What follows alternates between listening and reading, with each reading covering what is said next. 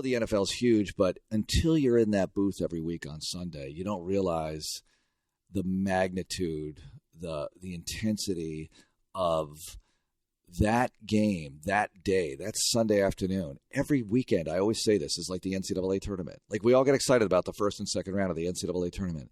That's every Sunday at the NFL, and then some. Every Sunday in the league is just this complete showdown of 16 versus 16, whatever, 15 primetime games excluded. But you get my drift here. It is so big every week. And once you do that for a while, other things you do just don't seem as big, even if they're big collegiately or whatever. They just don't seem to have the same kind of buzz that the NFL on a Sunday afternoon does. So I'm so grateful that I'm here. I'm grateful that I got here, and I want it to go on forever. I mean, not just getting an NFL job, but it's got to be even more special.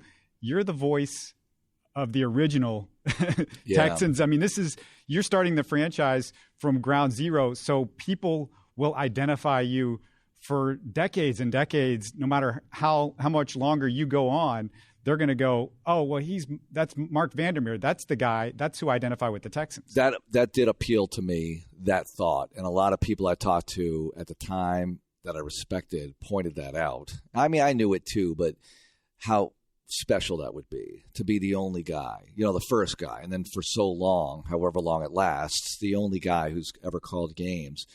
And I take a lot of pride in that. There was a time, Robert, where I decided that, all right, so I get here and I'm thinking, I'm doing the talk show. I did 9 to 11 on Sports Radio 610, which is a whole other story. I'm doing a talk show as an out-of-market host.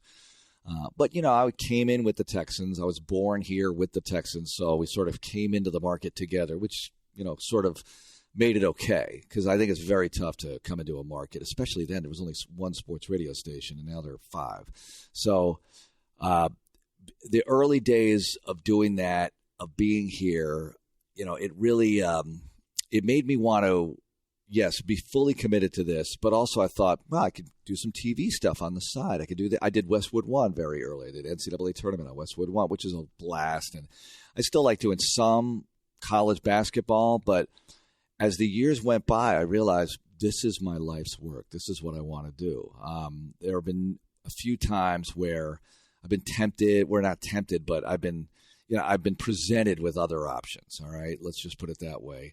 I had an agent talk to me very seriously in the late O's, 08, 09, about, hey, why don't you just, we have a good ESPN-type package for you. You can get, a lot of games, 70, 80 games and everything. You'd probably have to stop doing the Texans on the radio, but wouldn't it be great to do all this TV? And I thought, I really never want to stop doing the Texans on the radio. I just thought that would be a horrible move for me, just career-wise. Never mind how special it is and all the sentimental and whatever else, it just would be a bad career move, because then you're just another guy calling TV games and you're on the road all the time. Now, it's a tremendous job to have, don't get me wrong, but I like being the voice of a team. That's really all I've ever really wanted. One of my first jobs, I was working in State College, Pennsylvania. I was doing some college stuff, but not men's and women's basketball. I was doing women's basketball, not men's basketball. I wasn't doing football, doing a lot of their other sports. And one of the sports was high school hockey.